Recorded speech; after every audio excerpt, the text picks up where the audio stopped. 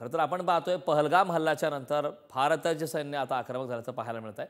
मुळात पुढील महत्त्वाच्या बातमीकडे मंत्री जयकुमार गोरे बदनामी प्रकरणातील ऑडिओ क्लिप व्हायरल झाले। एक ब्रेकिंग न्यूज आपण पाहूयात। प्रशासनाकडून निवडणुकीची तयारी सुरू आहे। निवडणुकीविषयीच्या याचिकेवर 6 मे रोजी सुनावणी होणार आहे।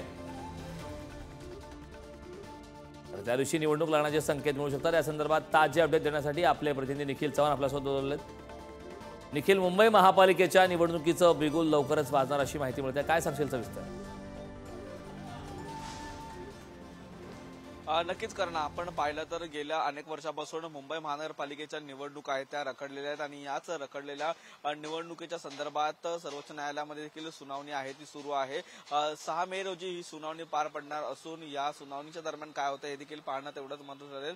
मार्च महिन्यामध्ये झालेल्या सुनावणीच्या वेळी ही तारीख देण्यात आलेली होती, परंतु सुट्टीकालीन कोर्टामध्ये आता ही सुनावणी होते का हे देखील पाहणं तेवढंच महत्त्वाचं ठरेल। परंतु जर आपण महाराष्ट्रात पाहिलं तर सर्व अधिकारी वर्ग आहेत त्यांना सुट्ट्यांवरून लवकरच कामावरती रुजू होण्याचे आदेश आहेत ते देण्यासंदर्भात सांगितलेलं आहे आणि त्यामुळेच आता पाहिलं तर ह्या सुट्ट्यांवरून अधिकारी आले नाहीत, कामावरती रुजू झाले नाहीत तर त्यांच्यावरती कारवाई करणार संदर्भातले देखील आदेश आहेत ते देण्यात आलेले आहेत। त्यामुळे कुठेतरी मुंबई महानगरपालिकेच्या निवडणुकांचं महापालिका निवडणुकांचं बिगुल वाजलेलं आहे का हे आपण या ठिकाणी म्हणू शकतो।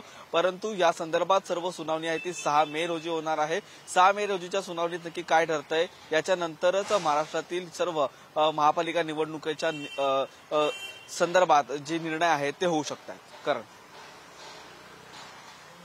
नक्कीच निखिल, खूप खूप धन्यवाद या महत्त्वपूर्ण अशा माहितीसाठी। प्रशासनाकडून निवडणुकीची आता तयारी सुरू असल्याची माहिती मिळते।